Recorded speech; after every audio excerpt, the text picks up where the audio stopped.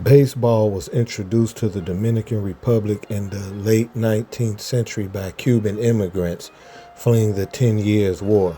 The 10 Years' War, or Guerra de los 10 Años, also known as the Great War or Guerra Grande, and the War of '68 was part of Cuba's fight for independence from Spain.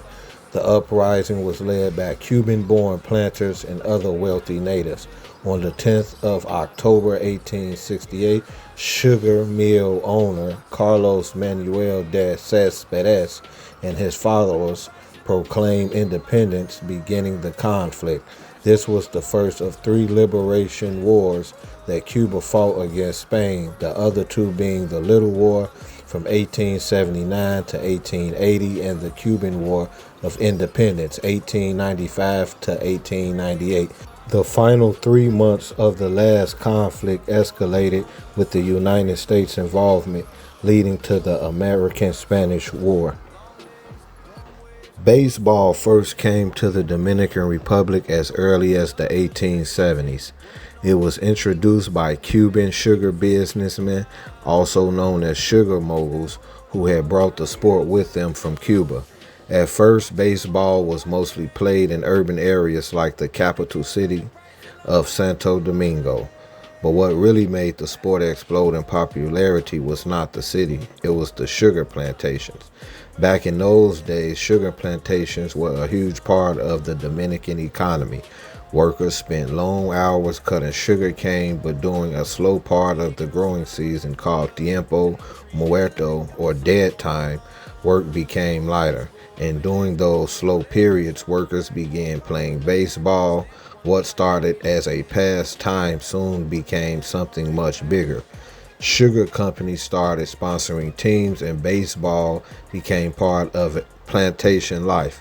Many of these teams were backed by sugar companies, rum companies, and fruit companies. But here's where the story gets even deeper. Many of the workers on these plantations were not originally Dominican.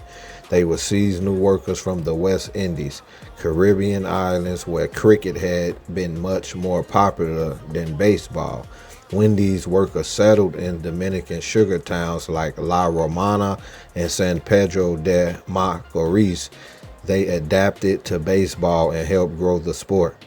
These sugar towns became baseball factories. Over time, families from these communities raised generations of baseball talent. One city in particular became legendary, San Pedro de Macorís.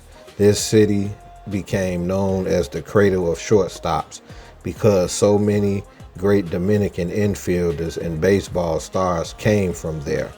What started as a game brought by Cuban businessmen eventually became part of a Dominican identity.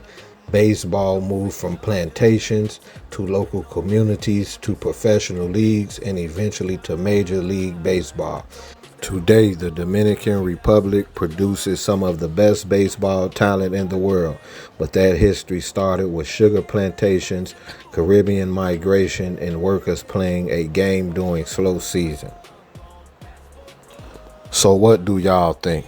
Did you know baseball in the Dominican Republic started this way? And why do you think the DR became such a baseball powerhouse? Drop your thoughts in the comments, and if you like videos on Dominican history, culture, travel, and untold stories, subscribe to the channel. More less pressure on my back, more calm in the pack. One stamp, one flight, I'll be living this right. Tell me where the good ones at, I'm already packed.